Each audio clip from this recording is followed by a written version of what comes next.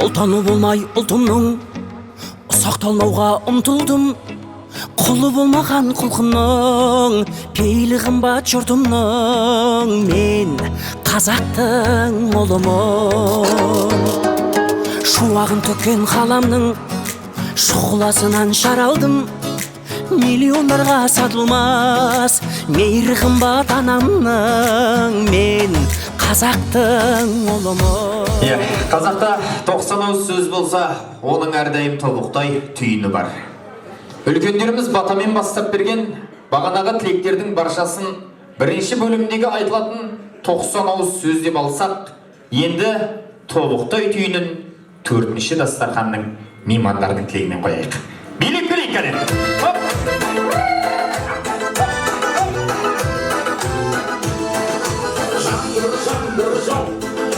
Бәрімен тұрмайды, сол өмір сәт есімде қалмайды. Шудың бойында сен іздедім, бәрі ойымда үміт үзбедім. Отпа күйретті, мен іздедім, сенің ойныңда менің іздерім.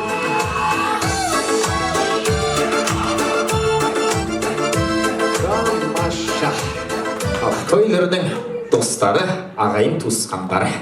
Кімнен бастаймыз? Ерген? Өзіңізден бастайық. Ассалаумағалейкум.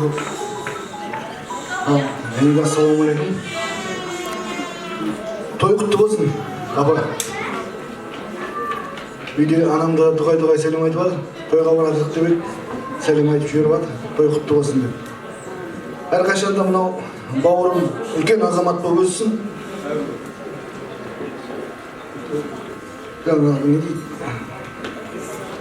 Тұздам тартты дейді ғой. Әкесі дәрігер болған деп, енді тұздам өнер жағынан тартып, Құда қаласа ол дәрігер болатын шығар, Құда қаласа. Той құтты болсын. Қайным, құтты болсын тойлар. Тұсаукесер тойларың құтты болсын, үлкен азамат болсын, өсіріп отқан ұл қыздары қызын көре беріңдер. Еліне елеулі, халқына қалаулы, үлкен азамат болсын. Ойларыңдағыдай мақсаттарыңа жете беріңдер. Үлкен азамат болып, тағы да ізінен ере берсін, кішкентайлар.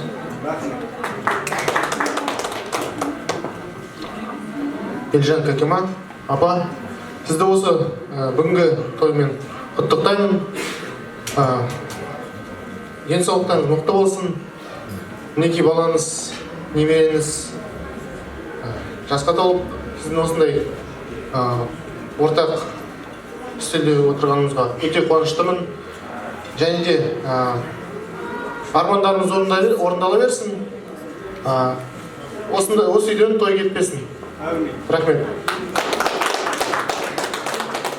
Елжан Кәкема, я поздравляю вас с сыночком, с годиком. Хочу, чтобы он просто был счастливым, здоровым ребенком, рос вам на радость. Ну и если есть здоровье и возможность, то еще девочек, мальчиков, чтобы было побольше детей, это счастье. В общем, всем присутствующим, всем всего самого наилучшего. Ну и в общем, здоровья и родителям, если будет здоровье, будет все приложится. Поздравляю вас с таким праздником.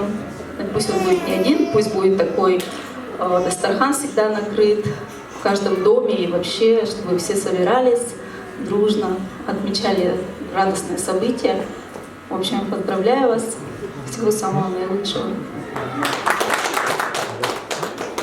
Ассалаумағалейкум, құрметті қалай. Елжан мен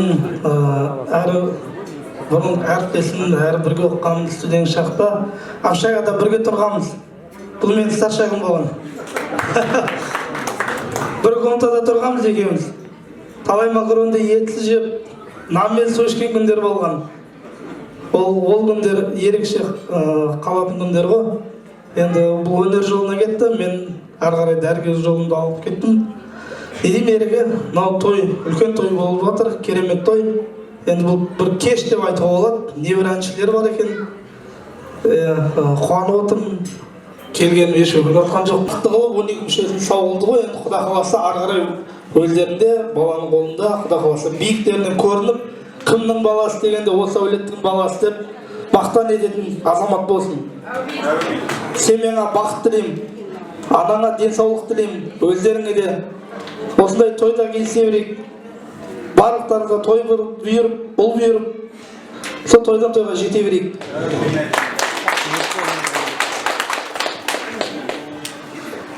Есен, как всегда, хитрый. Всем добрый вечер. Но в первую очередь я, наверное, поздравлю бабушек и дедушек. Все-таки это долгожданное событие. Поаплодируйте бабушкам и дедушкам, пожалуйста. Они вот просто на седьмом небе от счастья. Конечно же, я вас поздравляю, друзья мои. Это прекраснейшее событие. В вашей жизни появился этот замечательный, стремящийся ребенок. И я уверен, что в его жизненном пути будет огромное количество дорог. Самое главное, чтобы вы его во всем поддерживали. Потому что огромное количество возможностей сегодня открыто. Ну и он сегодня, в принципе, выбрал уже, куда он будет, на чем ездить. Это уже радует. Ну и, конечно же, я пожелаю крепчайшего здоровья, в первую очередь вам. Если будет действительно здоровье у вас, все будет у ваших детей. Конечно же, не останавливаться. Все уже, я знаю, как Ельжан ждал сына, потому что... Вот можно Ельжану отдельно поаплодировать? Вы бы видели его эмоции, мы когда вот созванивались, я говорю, Ваня! В общем, ну я сегодня, кстати, узнал очень много интересных подробностей, что, оказывается, здесь друзья с медицинского. Как тебя занесло вообще в шоумена, я понять не могу до сих пор. Я представляю, хирург там шоу ведет, ну ладно, это отдельная песня для отдельного праздника. Конечно же, я всем сегодня, кто присутствует в зале, желаю крепкого здоровья, счастья, чтобы в ваших семьях все было замечательно, позитивно и всегда вы улыбались. И как можно чаще всегда собирались только по таким прекрасным событиям вас с рождением прекрасного сына.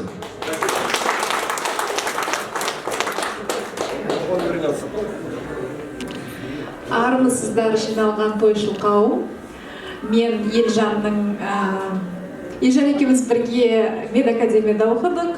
Менің досым болып келеді. Астанада талай қызықты кештерде, талай қызықты күндерді бастан өткіздік. И не только. Жаңа жылда да бірге қарсы алған кештеріміз болды. Бізге ағалық қамқорлығын көрсетті. Міне бүгін Елжанның қуанышына куә болуға келдік біз. Елжан әрқашанда дастарханың тойға жайылсын, дені сау болсын, ата-анаң аман болсын, бауырларың бүтін болсын, бала-шағаның қызығын бірге қызықтаңдар, жұбайың екеуін. Сендердің қызықтарың әрқашанда біз осылай куә болып келе берейік. Кішкентай балапанның басқан қадамы құтты болсын, жолы ақ болсын, түзу болсын, еліміздің мен деген азаматтардың бірі болсын. Міне енді арманың шар енді өзім дәрігер болмап, ұлым болсын деген соған тілектеспіз. Ербол ағасы сияқты үлкен дәрігер болса, абыройлы боларды деп үміттенеміз. Сол кішкентай балапан үмітімізді ақтасын барлығымыздың да. Барлықтарыңызға тек қана жақсылық тілеймін. Еліміз, жеріміз тыныш, елбасымыз аман болсын, тойға ұласа берсін. Қалғандарымыз қосыламыз көбетіңіз. Тамаша, біріміз аға, біріміз дос болып, міне екпіннің бір жас тұсаукесер тойына қош келдіңіздер. Не алып келдіңіздер? Жоқ, оны айтпаймын енді, бәрі бағанда үлесін қосып жатыр ғой, ән ба, би ма? Соны сұрап тұрмын. Ән? Тамаша, онда той иелерін ортаға бір естелікке суретке түсіп алайық. Достардың атынан ән шашу деп жатыр. Ал, кім айтады аға?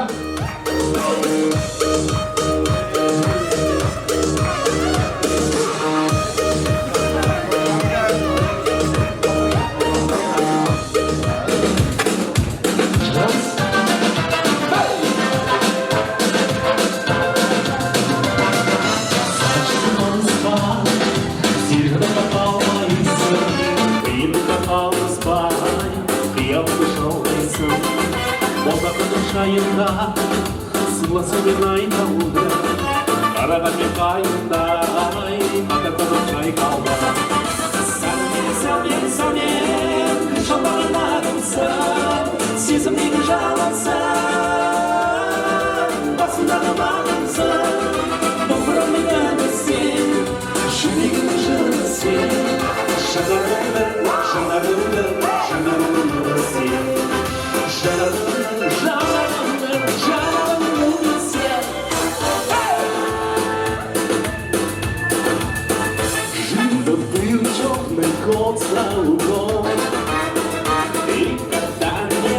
виденный сон.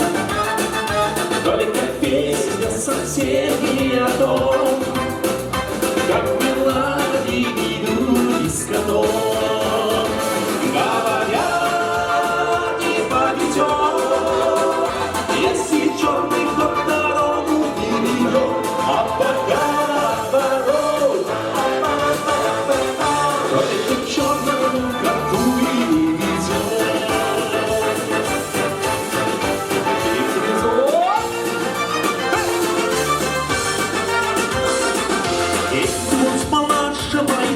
Істемеген жігітке қыза қайда, ойнамау күліп өз құралай қас, кездерін өзіңнен осындайда.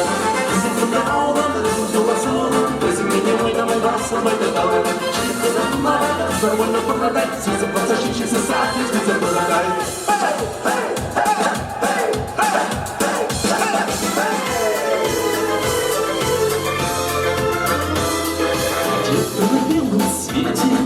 Там, где сильно мороз, трутся спином медведи, а земную не могу заметить, спят под окном моя, крутся от нас медведи, вертится земля.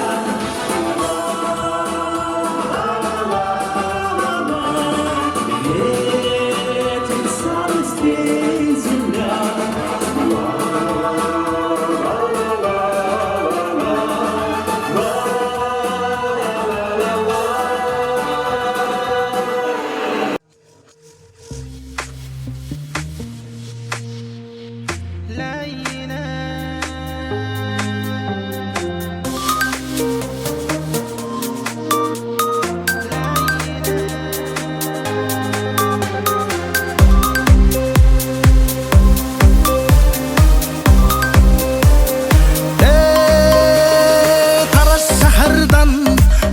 Шахарға келін болып кеттің қалай лайла, бастаным мәнім басқаны жаным, шын бақытты еттің қалай лайла.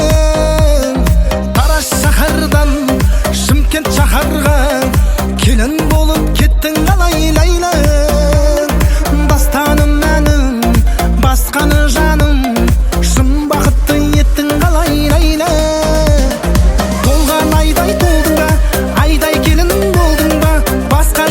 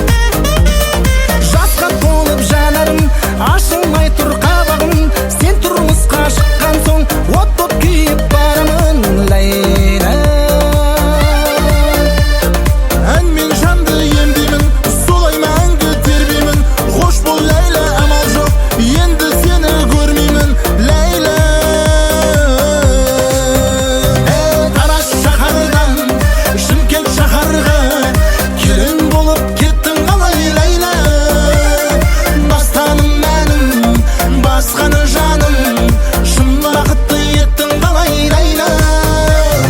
Тараз шаһардан Шымкент шаһарға келін болып кеттің қалай ләйлә.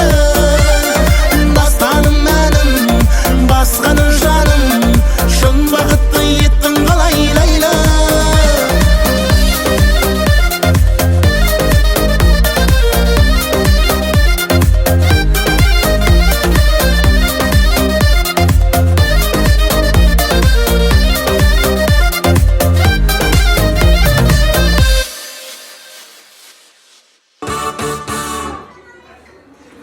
Қуаныш құтты болсын баршаңызға. Төрт көзіміз түгел, тағы да міне тойымыздың екінші бөлімінде жолығып отырмыз. Қарын тойды деп, тілекті айтып болдық деп кетіп қалмай, бір адамның баласындай осы қуанышты бөлісіп отырған баршаларыңызға тағы да тойларының атынан алғысымызды жеткізуді міндет етіп алдық. Еле-мейлі, кейде бізді елеме, қызыл дарын тарап тұр ғой денеге. Отта ыстық, күнде ыстық дейді ғой. Одан ыстық көрінетін немере. Басында жоқ біреуге айтсаң сенеме, ол қызыңа көп айтасың өнеге. Бал да тәтті, қант та тәтті дейді ғой. Бірақ одан тәтті көрінеді немере деп. Аталарымыз, әжелеріміз жырлағандай, еркін әжеміздің тәтті немересі, екпіннің бір жас қуанышы құтты болсын. Ал енді осы қуаныштың екінші бөлімін тағы да баршамыз білетін Ақбұлақ әнімен Мұқағали ұлдарыңыз бастап берсін. Той құтты болсын баршаңызға, жұғысы болсын.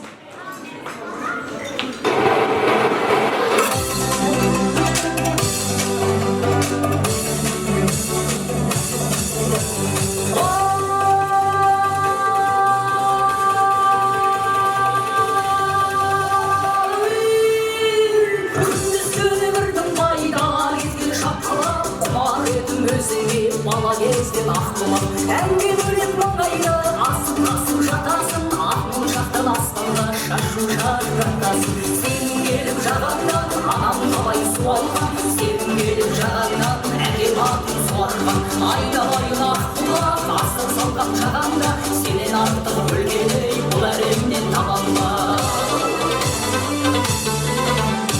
Арулайын еркелеп мұңдырылған аққұлақ, айдың көкте қашық болып күндірлаған аққұлақ. Сен болмасаң күргідей ашылмайды аққұлақ, саған деген құмарым басылмайды аққұлақ. Сен келіп жағаңнан анам қалай суалған, сен келіп жағаңнан әкем атын суарған.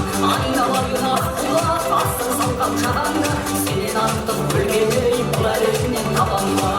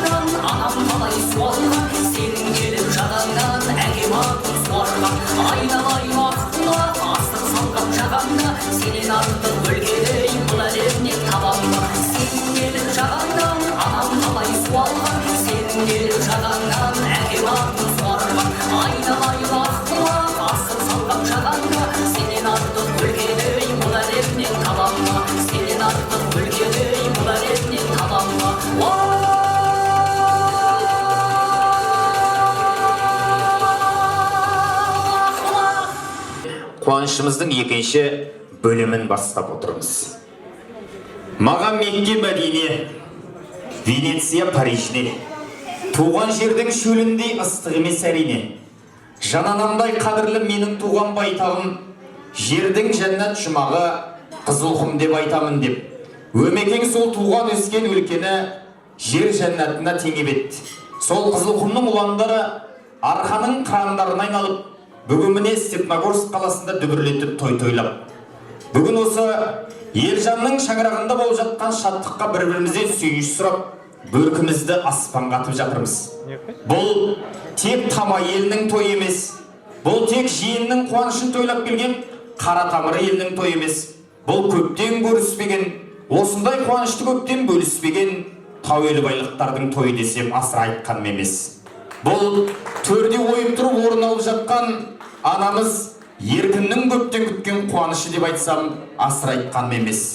Қартайған шағында Қадыр Мырзалы мына бір жырын жазып еді.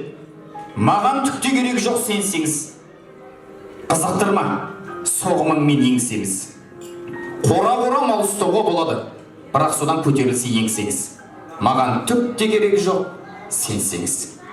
Маған түкте керек емес сенсеңіз. Сарғаяды жапырағын келсе күз, оңды солды жинай беріп қайтеміз, бәрі қалады өлсеңіз. Маған түкте керек жоқ сенсеңіз. Маған түкте керек емес сенсеңіз. Жақсы жандар жалғыз болмай болсеңіз, асылыңды алтыныңды қайтейін, енді оралмайды, қайта келмейді 18. Маған түкте керек жоқ сенсеңіз деп еді. Бұл өлеңді оқып тұрған себебім кешегі қол ұстасқан Сенбі әкемізбен еркін анамыздың 18-дегі махаббатының нәтижесі 4 қыз бен 2 ұл болса, солардан тайған 16 немере, 3 шөбере болса, бұл енді сол кісілердің осы күнге дейін жеткен жетістігі. Ал енді сол анамыздың бір сәт болса да қуанғанының жанында маған басқа бақыттың құны 5-ақ дейін деп, баласы осындай көптен көрмеген ағайын туысын жиып анамызды бір қуантып жатыр. Ал енді анамыздың сол әулетке енді келіп түскенде Сенбі әкеміздің жан жарына арнап шығарған бір әні бар көрінеді. Осында қайын сіңілдері алтын жеңешемнің құрметіне сол әнді ағамның атынан шырқап берсек. Мұхаммедқали баянмен Демет тұрса деп қолға салып жатыр. Ал қарсы алайықшы әне. Көңілді босата бермеңіз, айта алмай қаласыз қазір. Кет, мына жерде келіңіздер. Мен сөз басқа өлең айтамын. Ұзын қос дауысты аруына бір шапалақтайын.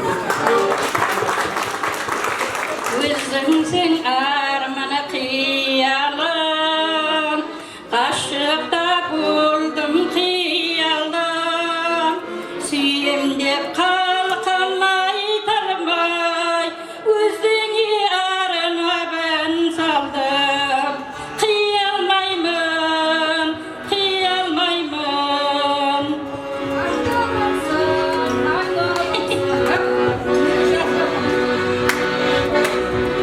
Tağdırımsın, Tanrım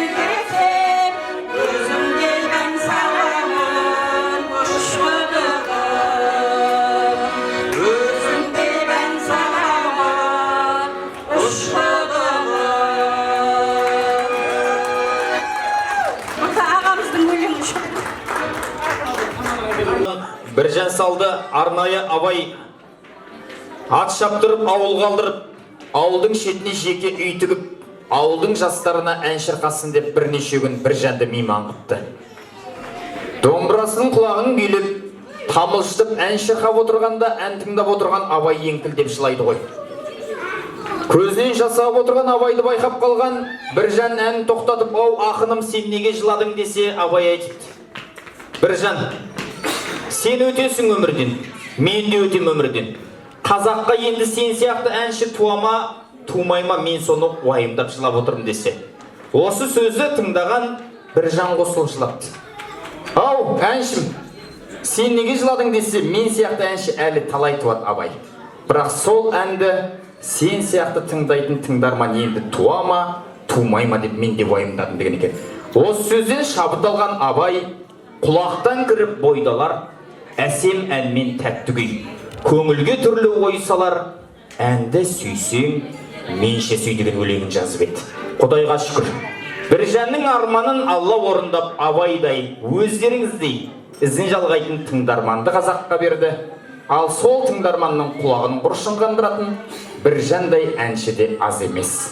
Ал енді сол есті әнмен қолдан келгенше құлақтың құрышын Мұхаммедқали қамтырсын. Бір қол соғып қояйық. Олай болса, қазақтың халық әніне бір кезек берейік.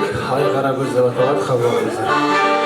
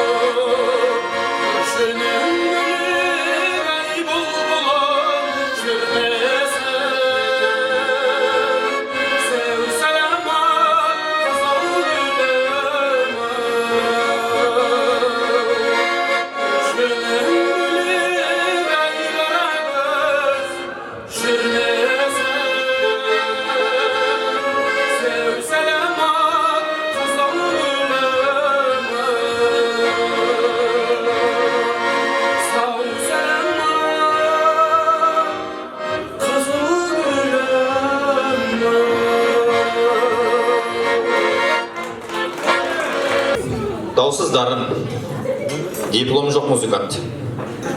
Тек сенбі әкеміздің арқасында, Құдайға шүкір, осындай әнші болды.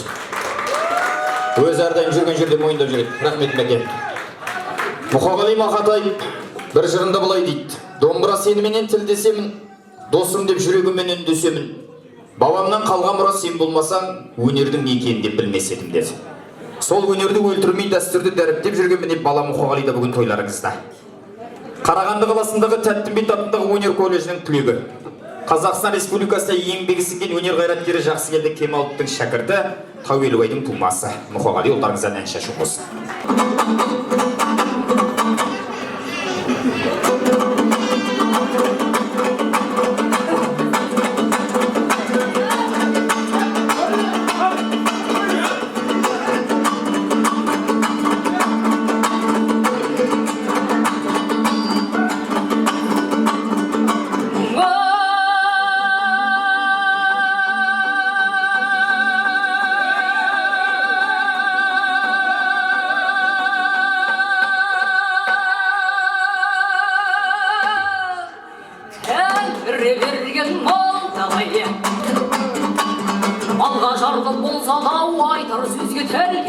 Сөйлер сөзге келгендей орындардың алдында таталаған жорғадай. Сөйлеткен жалықпа жарқыра жақсай қалыпта, білгеніңді айтпасаң тыңдар сөзім бар мекен. Сіздің айтар халыққа ақ қуысты шарықта, жақсы мен жамандай қаусарма жақты сұлы топ ішінде халықта. Молдабайдың әледай осылай қылып ән салсам, домбырамның сәледай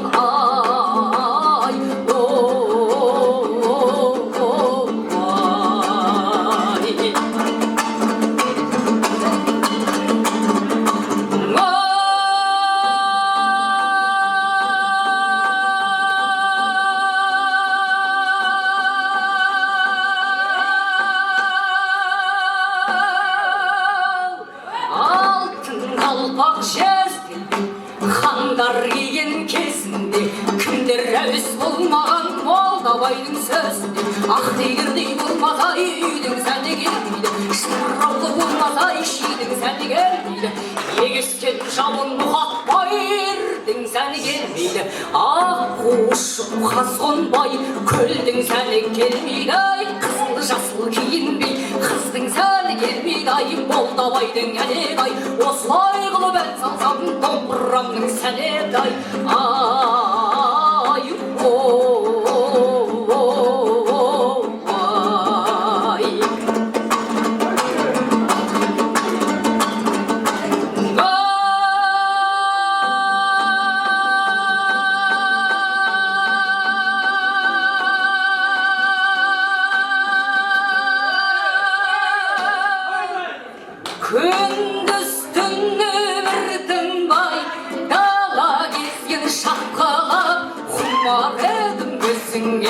бала кезден ақ бұлақ.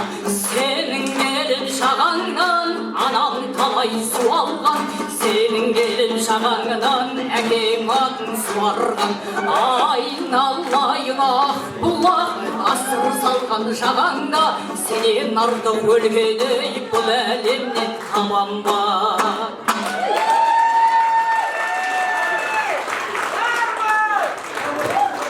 Мен де домбырамен ән айтатын бір кезде. Қарағанды облысында Қарқаралы деген аудан бар. Сол жерге бар бір 250 адамға той жүргізіп жатып, домбыраны алдым да бір орындықты алып отырып жібердім. Бір әдетім екі көзім жұмып алып айтатын едім. Әнді бастаған кезімде 250 адам отырған. Әнді бітірген кезде алдымда бір әже отыр. Қалған бәрі кетіп қапты. Әже, әнім ұнады ма, тағы да айтайын ба десем, айналайын әніңді білмеймін. Астыңдағы орындық бізді кетіп соны күтіп отырып. Содан кейін айтпайтын болдым. Осылар айта берсін.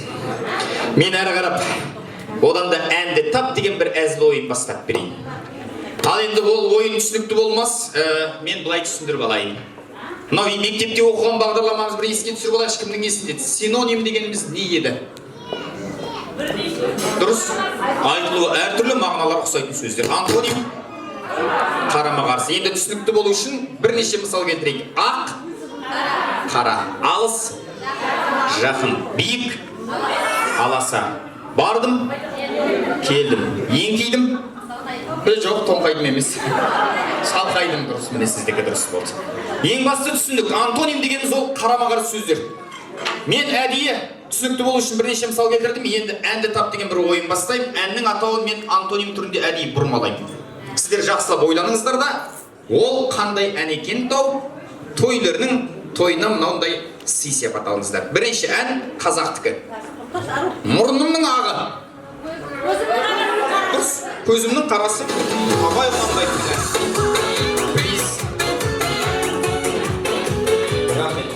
Орыстың әні. Белый пес. Қара жолға дейді, орыстың әні десем. Қандай ән? Антоним. Қандай? Черный кот. Бар ондай ән. Қол соқпай ән.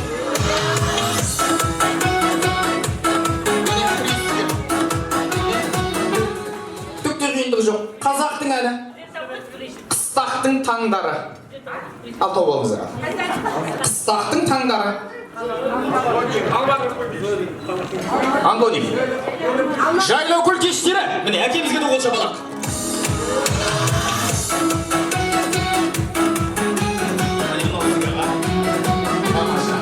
Ал, орысша ән. Пустыне умер Саксаул. Пустыне умер Саксаул. Шөлде сексеуіл өліп қалды. Орыстың әні. Антоним. Кім біледі? Антоним. В лесу родилась елочка. Тамаша, тамаша бала. Антоним. Бұл төртеуі менен әзіл болды.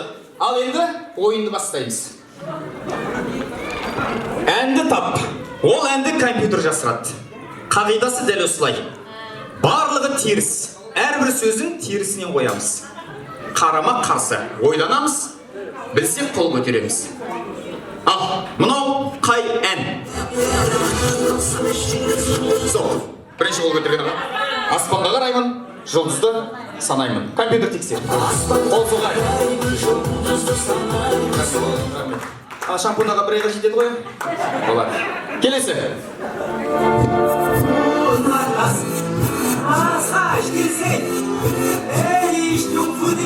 Стоп. Қойға. Ау, я уеду. Комарова. Тексек көр. Ол солай.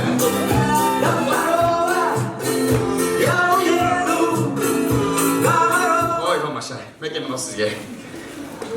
Рахмет. Сонша жерден келдіңіз. Еңбегіңіз бар. Тойға келгенде сізге ешкім кет демесін. Бірдеңе сұрасаңыз нет демесін.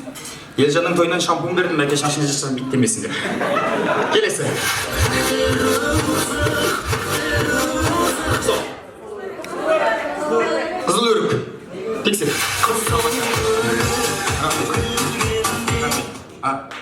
Беріңіз бір кісіге. Рахмет. Тамаша. Ал елеге әр арап жақсылап тағда.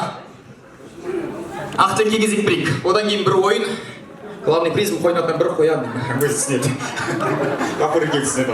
Төртінші, бесінші тасырған. Билеп жәрі.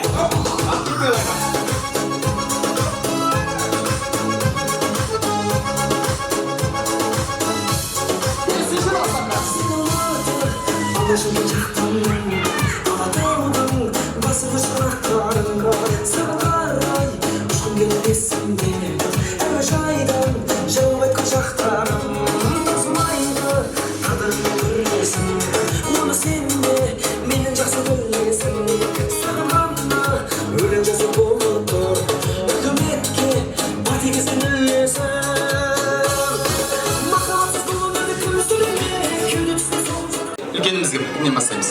Аға, өзіңізден бастайық. Ассаламалейкум, ағайындар. Мына бүгінгі еттен-беттердің өңде үлкен той. Елжанымыздың кішкентай жасқа толып жатыр. Өмір жасы ұзақ болсын, бауы берік болсын. Әрқашан үйінде жақсы деп той болсын. Баршаңыздың үйінде осындай той болсын.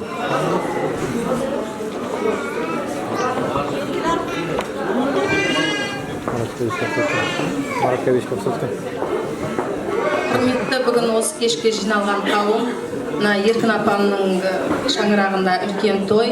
Елжантай, Катима, мынау өкпелерің бауы берік болып, дені сау болып, басқан қадамы құтты болып, бұдан да ары қарай оқуға барған, сүндетке отырған тойларының куәсі бола берейік.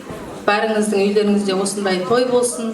Қуаныштымын көптен кездеспеген ағайындармен бас қосқанымызға. Тойларыңыз той қаласын.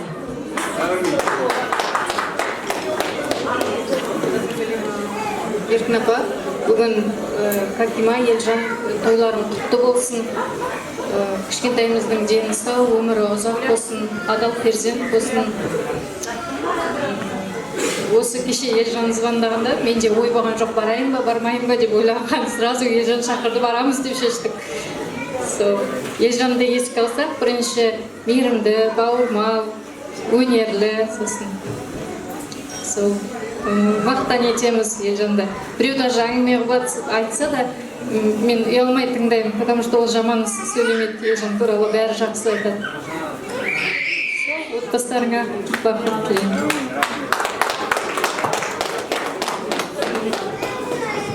Апа, бүгінгі тойыңыз құтты болсын. Тегі жігіт, балдарың өмірі ұзақ болсын, дені сау болсын, басты байлық, денсаулық дейді. Осы жерде отырған барлық қонақтардың, апа, ата, әжелердің барлығы дендері сау болсын. Осындай қуанышқа жинала берейік. Осы жерге айтылған барлық жақсылықты тілейміз. Құрметті қауым, қадамдарыңыз нұр жаусын. Мынау екі күн бауырымыздың бір жасқа болған тойына қош келіпсіздер. Ал бауырым Елжан, тойы толғай оласа берсін. Айналайын. Мамка, осы балаларыңызды, немерелеріңіз, шөберлеріңіздің қызығына тоймай жүре беріңіз. Тек қана көргеніміз қалған жасыңызда қызық қуаныш болсын. Сол үшін.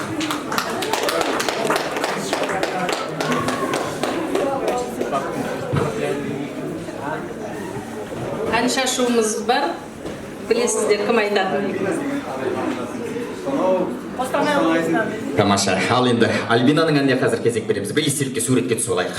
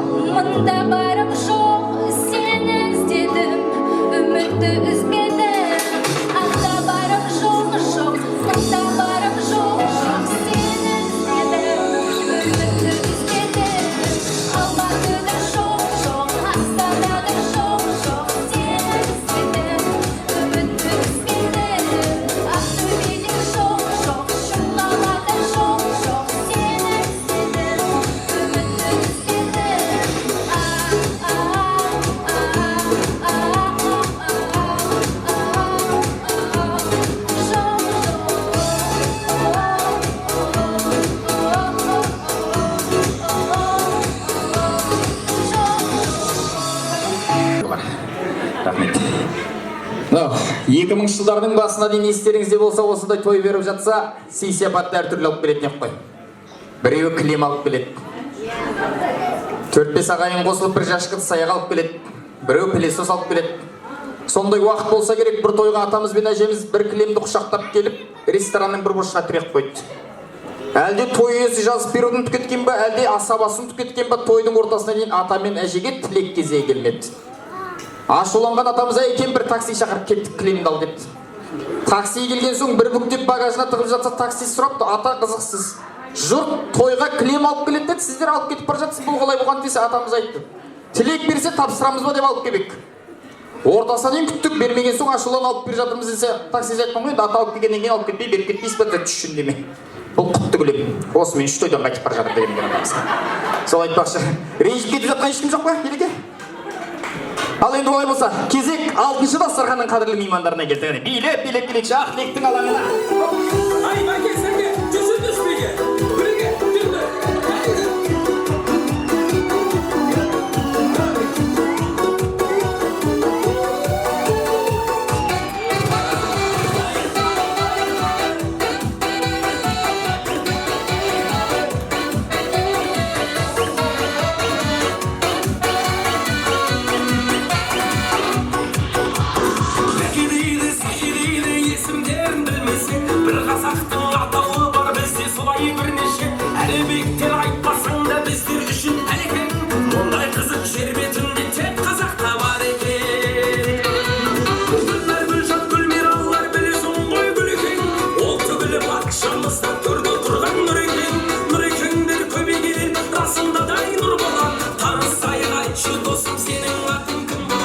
Тамаша.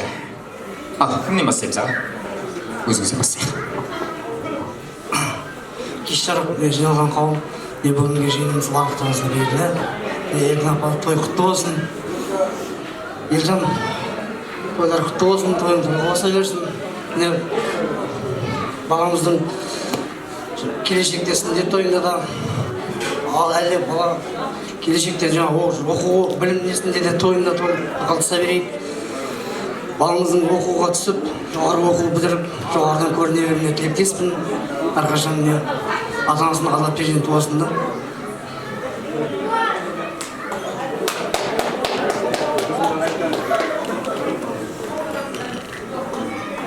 Кеш жарық, құрметті барша жиналған қауым. Еркін апа, бүгінгі тойларыңыз құтты болсын. Деніңіз сау болып, осылай ауырмай, немере шөберелеріңіздің тойында отыра беріңіз осылай. Енді Елжанға айтатын болсам, Елжан өзіміз екеуміз баяғы үшкеттен бір мектепте оқығанбыз. Бір-бірімізді бұрыннан танимыз, доспыз, Елжан бәріміз. Кейін бір үйден қыз алып бажа болып отырмыз. Достығымыз қазір ағайындық туысқа жақын болып жатыр енді. Дейміз, Кәкима екеуің епкім баламыздың жасқа толған тойы құтты болсын. Дені сау болсын. Өзің сияқты өнерлі азамат болсын. Бүгін сауын кесіп, алғашқы басқан қадамдар құтты болсын. Ешқашанда сүрінбесін, дені сау болсын, ізі жалғаса берсін. Тойың тойға ұласа берсін.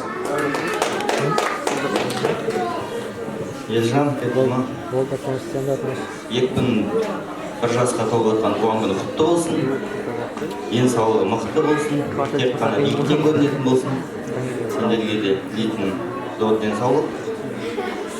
Шаңырақтарың биік, босағаларың берік болсын. Осылай тек қана қызық қуанышта ойын күлкіде ғана кездесетін болады. Осылай.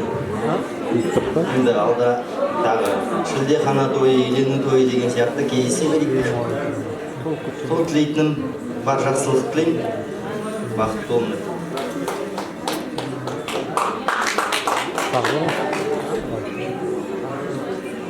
Сәлеметсіздер ме жиналған қауым, баршаңызға жинап отқан себебіміз кішкентай балапанымыз екпіннің бір жасқа толу мерейтоймен құттықтаймын баршаңызды. Еркін құдағи, Елжан, Кәкима, екпіннің өмірге келген несі бізді бір қуантып еді өмірге келген кезде. Бүгін бір жасқа толып тағы қуантып жатыр, қадам басып үшінші қуанышқа куә болып отырмыз. Дені сау болсын, өмірі ұзақ болсын, әрқашанда осындай биіктерден көрініп, біздерді тек қызық қуанышта, осындай тойда кездестіре берсін. Соның жеткен жетістіктеріне біз куә болып, осындай тойда кездесе берейік та.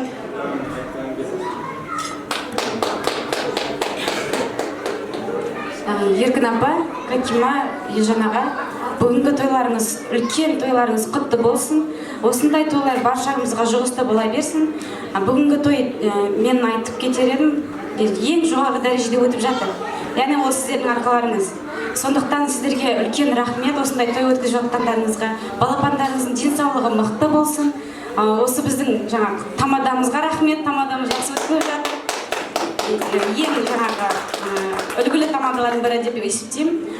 Сонымен осы жиналған қауымға бәрімізге жақсылық тілейміз. Осындай жақсылықтар көбейе берсін. Екпініміз тек қана өзінің қуаныштарымен бізбен бөлісе берсін. Тек қана жақсылықтар бола берсін.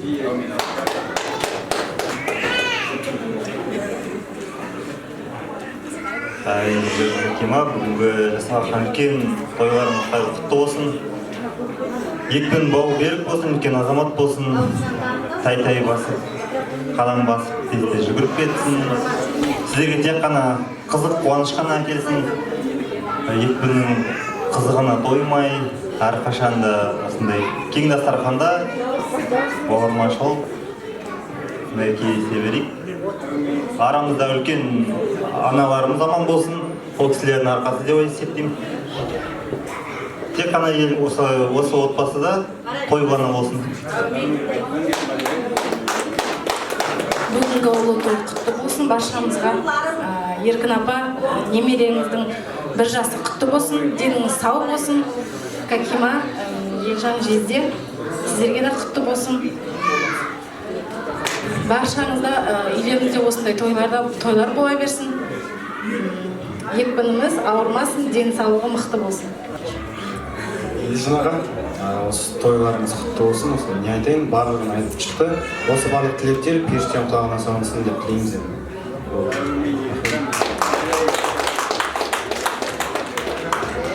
Тамаша. Осыдан тура бір жыл бұрын 26 қаңтар күні өмірге міне екпініміз келді деп қуанғанбыз. Сол күні Айару құлыншақтың да Телжан бауырымыздың да туылған күні еді. Демек бүгін сол кісілердің де туылған күні деп бір қол соғып қоюға болады ағайын. Ал енді сол Айару құлыншақтың құрметіне Телжан және бауырымыз Руслан ән шашуымыз бар деп жатыр. Алғане, қол соғып қояйық. Барша бауырлардың атынан.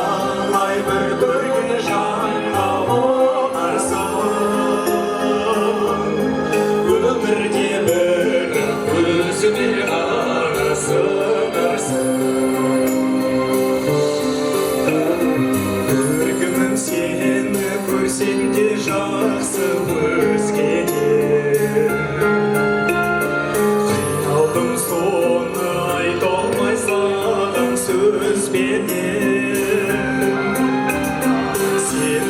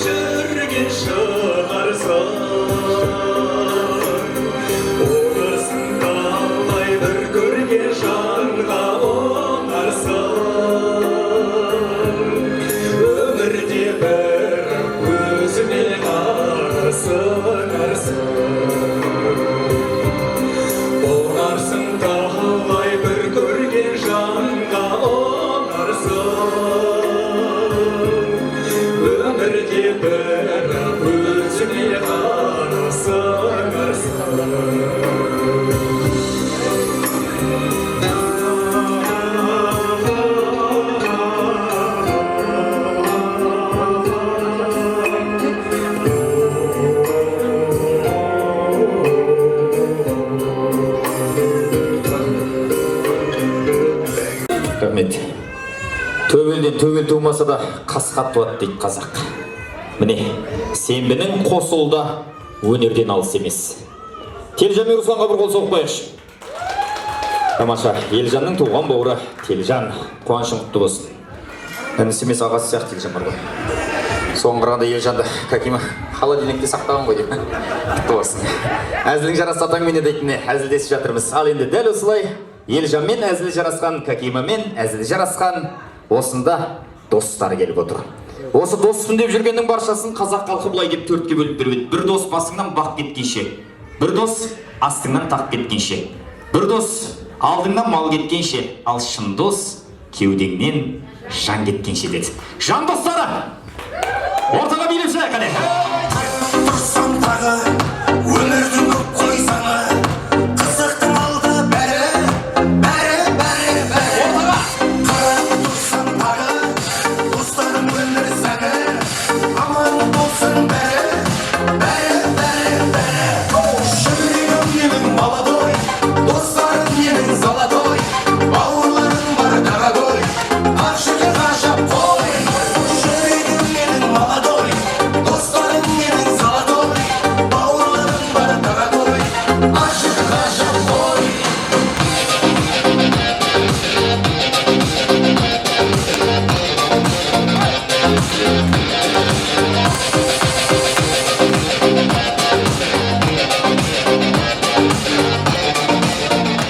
Тамаша. Ал, Қожеке күннен бастаймыз. Ал, келіңізге.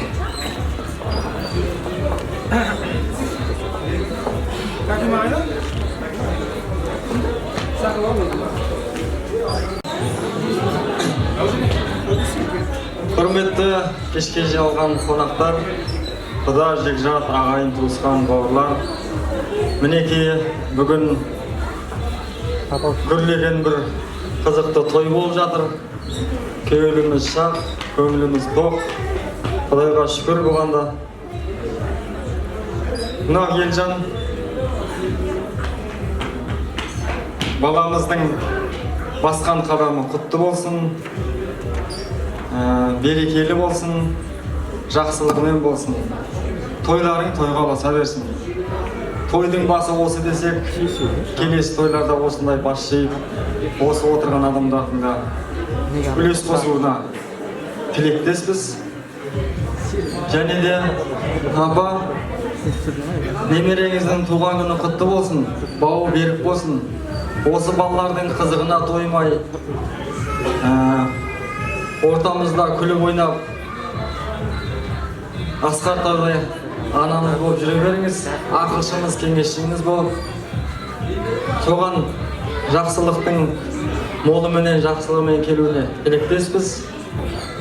Мынау жайған дастархандарыңыз әрқашанда осындай жақсылық, қуанышты күндерде, тойларда жайылсын. Төрт бұрышы гүлге, ортасы нұрға толсын. Алла тағалам әрқашанда аспанымызды ашық, дүниямызды тыныш қылсын. Үй отбасы балақшыларымыздың амандығыны, саулық, саламаттылығын берсін. Жортқанда жолдарыңыз болсын, қыдырата жолдастарыңыз болсын. Не деген игі жақсы тілек талаптарыңыз Алла өзінің барып төбелеріңізді берсін. Мінекей бүгінгі себепші баламыз деп атымыз, осы баламыздың денсаулығы мықты болсын, өмірі ұзақ болсын, қуанышы көп болсын. Әрқашанда міне Елжан Ақтөбенің қадын жауып, гүрлетіп той жасасын. Осы тойың той боласып, жақсылықтарың мол болсын, қуаныштарың көп болсын, бастарыңнан бақ кетпесін.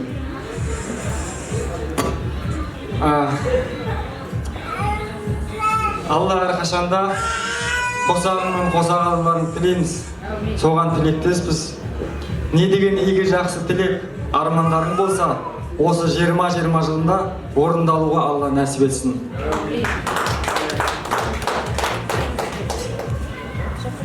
Бір үйден бір адам деген ғой, осы екеуміз бір адамбыз, Аллаға шүкір, осы кісінің айтқандарын Алла қабыл етсін.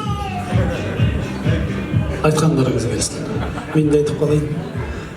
Құрметті ағайын, болып жатқан той құтты болсын. Әрине, мен Елжанмен бастап айтатын болсам, бір тарих жатқан. Екеуміздің қалай өскеніміз шынымен Еркін апам куә оған.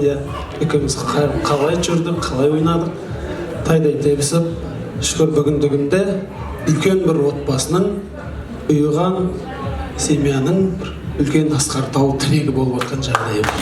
Той құтты болсын дейміз. Баламызды үлкен белестерден көрейік. Өздеріңізге ұқсаған, ағайға ұқсаған, талпынған өнердегі шыңы биік болсын. Ағай айтатын еді, сенің саусақтарың домбыраға тартуға келмейді ғой Мұқайжан, сен сол баянмен жүре берші деп. Сонымен баянмен кетіппіз ғой шүкір. Десе де домбырашы деген дипломын алдық. Құдайға шүкір, ағайдың көзі үйімізде сақтаулы тұр сармайдай. Той тағы да той қаласын дейміз, тек тойда қауышуды Құдай нәсіп етсін дейміз. Кеш жарық ағайын туыс бауыр достар, бүгінгі Елжан мен Хакима артықтар ұлдардың тойы құтты болсын, еліне елеулі, қалпына қалаулы азамат болсын, үлпілдеген үміттерінде ақтасын, әрқашанда жолы ашық, жолы болғыш, биік шыңдардан көрінсін. Жақсы ниетте, жақсылықтарда, жақсы тойларда аман есен кездесе береді. Не тілеген тілектеріңізді орындасын. Апа, немереңіздің тойы құтты болсын. Елжан, ұлын тойы құтты болсын. Армандаған арманына жете берсін. Қазақстан мен деген бір жігіт болып өсін. Біздер біз дегенде біздер көппіз әлі. Елжан, Хакима, екпін балапанымыздың туған күні, бүгінгі сол кесер тойы құтты болсын. Дені сау болсын, ең бастысы, өмірі ұзақ болсын, сендердің мақтаныштарың болсын, қуаныштарың болсын, еліміздің мен деген азаматы болсын. Осы екпін баламыз ертең өскенде есігін қағып, біз барып тұратын болайық та. Елжан деген менің кластасым болатын еді деп, сондай бір мықты азамат болсын деп. Отбасыңа бақыт тілеймін. Осындай ақтастарға әрқашан жақсы күндеріңе жайыла берсін.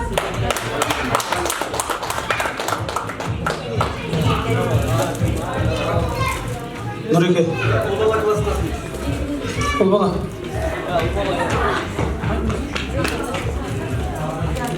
Елжан, Хакима, балдарың бауы берік болсын, елдері сау болсын, өздерің ұлғыздардың қызығын көре беріңдер. Бірінші осы жиналып қалған дастарханға келіп қалыппыз. Осындай дастархандарда кездесе берейік. Бірінші денсаулық дейді ғой адам. Пендеріңіз, барлықтарыңызда сау болсын. Екінші, барлықтарыңыз үйлеріңізде бақыт болсын. Үшінші, ол қай жұмыста болсын, сәттілік. Любой жұмыста сәттілік керек. Сол сәттілік әрқайсыңыздың бастарыңызда болсын. Үйлеріңізде тапқан табыстарының берекесі болсын. Бақытты болыңыздар. Конкретно музыка болсын. Кісілер билеп береді. Алейкум, ардақты ағайын, міне үлкен той болып жатыр. Міне Еркін апамна біріншіден той құтты болсын сізге. Ал енді Хакима, Елжан, тойларыңыз құтты болсын. Кішкентай епкініміз үлкен жігіт болсын. Не дейміз енді, армандарыңызға жете беріңіздер. Тек жақсылық болсын үйлеріңізде, отбасыларыңызда, тек қана той болсын, той болсын, той болсын. Сосын бір әнім бар, пока суретке түсіп билеп аламыз дейді. Тамаша. Ал, той үйлер келіңіздер. Есерке бір суретке түсіп алайық.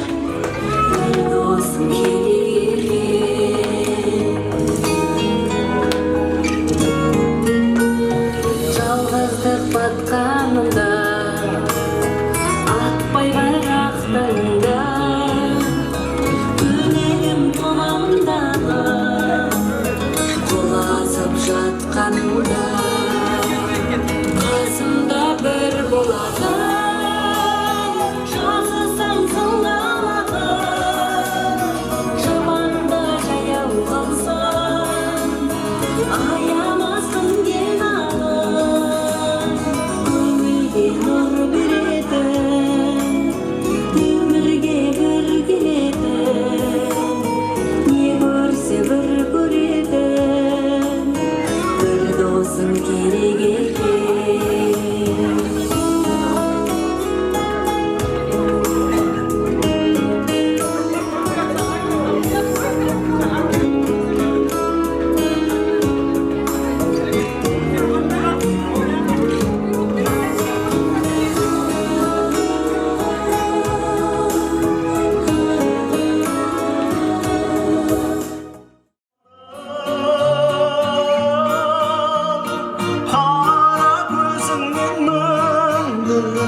торғайда аласың көрдім, сен дала боп ендің өр тағдырыма.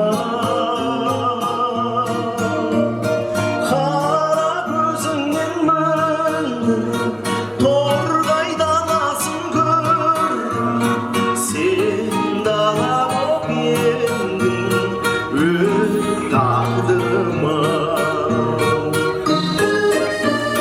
Бақытшылық қалаппын бай, пейіліңнен таң атқандай, тәңірім ерген сені мен үшін жаратқандай. Қара көзіңнен мөлдір торғай тауларын көрдім, сен тау болып ендің өр тағдырыма. Қара көзіңнен мөлдір торғай даласын көрдім, сен дала боп ендің өр тағдырыма.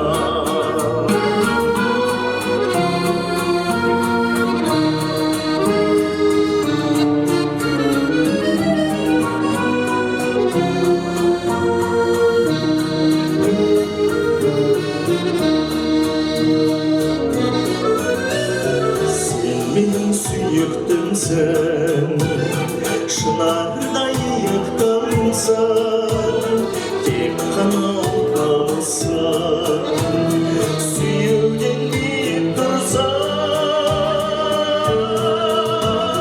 Қара көзіңнен мөлдір торғай тауларын көрдім, сен тау болып ендің өр тағдырыма.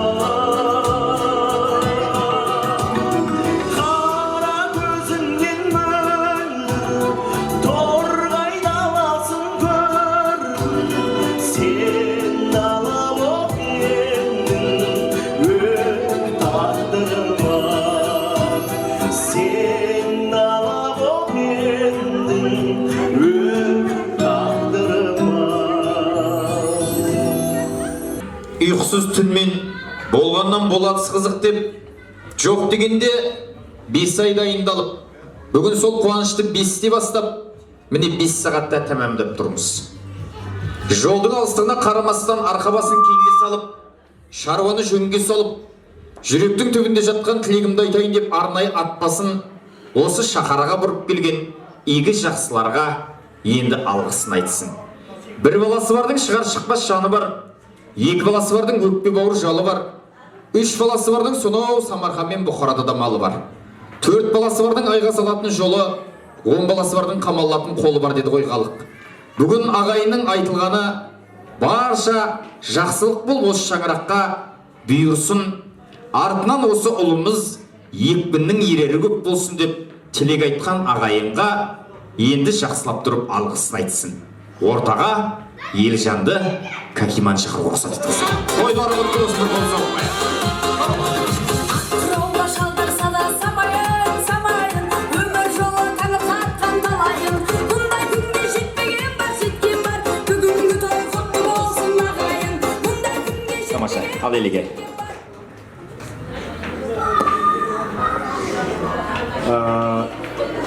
Құрметті ағайын туыс бауырлар, дос жарандар, бүгінгі күнде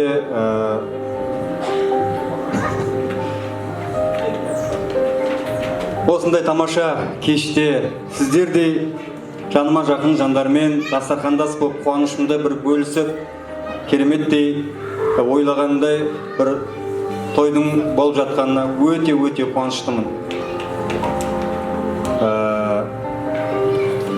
Сонау алысты жақын қылып, Қызылордадан келіп отырған Дулат ағам, Қостанайдан келіп отырған Талғат ағам, асыл жеңгелерім, Аманша жеңгем, Жанат жеңгем, асыл апаларым, Сәрсенкүл апам, Жұмагүл апам, біздің әулеттің құдалары, бір шақырғаннан құбағып келеміз деп неге уәдесінде тұрып құдаларымызбен де дастархандас болып отырғаныма өте қуаныштымын. Қанат құда, достарымдарым, өзімнің бауырларым, бажаларым, нағашыларым, нардай нағашыларымның орнын әрине қазақ бекер айтпайды ғой. Туыс тау, қайын қанат, нағашы нар дейді. Әр қайсыларының, әр жұртының өзінің орны бар. Менің Кәкима жағы деп қоямын, мен айып етпеңіздер. Екпінімнің нағашы жаты бір жағымды көтеріп жатса, бір жағымды өзімнің бауырларым көтеріп жатыр. Бұл той екеуміздің атқарып отырған тойымыз емес, бұл екі әулеттің атқарып жатырған тойы. Және осында қатысып отырған, қуанышымызға ортақ болып келіп отырған, қуанышымыздың бір шетін көтеріп отырған осындағы барша жақсы жандардың арқасы. Әрине, сонан соң өзімнің сонау алыстан бір ойлап келе жатырған әкемнің үлкен бір тойында осы Нұрхан деген асабаны шақырам деп жүредім. Әкемнің үлкен тойынан бұрын өзімнің осындай кішігірім тойыма бұйырып қалды. Нұреке, үлкен рахмет, басын деп рахметімді айтам. Сондай қаймақты сөздеріңмен бүгінгі кешімді ойымдағыдан да арта тамаша аттардың мінекей бауырыма, сондай дауысы керемет. Айта берсем, осында жиылған барша 100 адамға алғысымды айта аламын да. Ал көп сөздің тобықтай түйіні дейді қазақ. Шолпан Жұмабек қызы, Қазбек ағамыз, осы Степногорға көшіп келгелі ең қатты жаны ашып жұмыс бабымен болсын, бұл кісілердің бір орны ерекше. Шолпан Жұмабек қызы, Қазбек аға, сіздерге көп рахмет. Қашанда болсын өзіңіздің қолғапсыңызды беріп тұруға дайынсыз. Бажаларым, жеңгелерім, нағашыларым, жезделерім, апаларым, бауырларым, балдыздарым, жан жолдастарым, класстастарым, қолындай тепскен достарым, көп рахмет сіздерге. Нұрекеге басын дейіп рахмет айтып едім, жалпы қауымға басын дейіп рахмет айтам.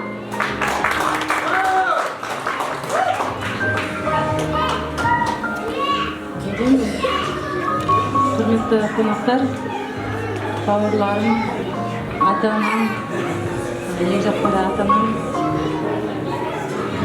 қуаныштымын, шынымды айтсам. Осылай келіп, қуанышымызды бірге бөлісіп жатқандарыңызға, алыстан келіп жатсыздар, жақыннан келіп жатсыздар, бір ауыз сөзімізге бірден келіп, осылай қуанышымызға ортақ болып жатқандарыңызға үлкен рахмет. Ата-анамыздың арқасы осылай гүлдей жайнап жүргенімізге ата-анамыз аман болсын, үлкендер ауырмасын, сырқамасын, бүлдіршіндер өсе берсін, жастан жасқа талай берсін. Ержан бәрін айтты, бір ауыз сырын айтайын енді барлық. Достарына үлкен рахмет. Көріп, танысып, білісіп, алдын танысқан кісілермен өте жақын болып, қазір танысқан кісілермен тағы да көрісіп, танысып, білісіп дегендей, араласып дегендей. Сосын не деймін, тағы да бөлек рахмет айтқым келеді бауырларыма, өзім жақтың бауырларына, Ержан жақтың бауырларына, енді бауырларым деймін ғой, общий. Үлкен рахмет, бір жағымызды көтеріп дегендей. Сіздердің арқаларыңыз ғой, осылай жайнап той өткізіп жатқанымызға. Сый-сияпаттарымыз бар, қазір соны тарата жатырмыз. Мына коллективім асығыс кетіп қойды. Врачтың, үлкен заведующиіміздің жұмысы бар екен, асығыс. Коллективіме алғыс отдельно айтқым келіп отыр, сөзім бар еді ол кісілерге. Осылай 2 күн туылғанда, не дейсің ба, біраз қызмет жасады. Рахмет. Бөліп жаратын жоқ. Тойға келген барша ағайынға, келе алмай тілеулес болып жатқан барша ағайынға тойларының алғысы қабыл алыңыздар. Құтты болсын. Жалпы бағана сұрап жатырмын ғой, мынау ұл-қыздарыңызға жасап жатқан алғашқы тойларыңыз ғой деп. Ал енді бұл той әрине кемшіліксіз болмайды. Анау-мынау қанның қызында да бар. Дегенмен кемшілігі болса кешіріп, жақсылығын тек асырып, жамандығын жасырып жүретін тойларының жанашыры болайық. Ал енді жүректер орнына түссін. Елжан мен Какиманың ұлына жасаған осы қуанышы ұнады ма? Ұнады ма? Ұнамаса айтыңыздар, қайтадан басынан бастаймыз. Рахмет. Алдай болса, төрт көзіміз түгел отыр екен. Сонау Қызылордадан келген әкеміз Дулатаға тойдың батасын берсеңіз. Келіңіз, иләһи әмин.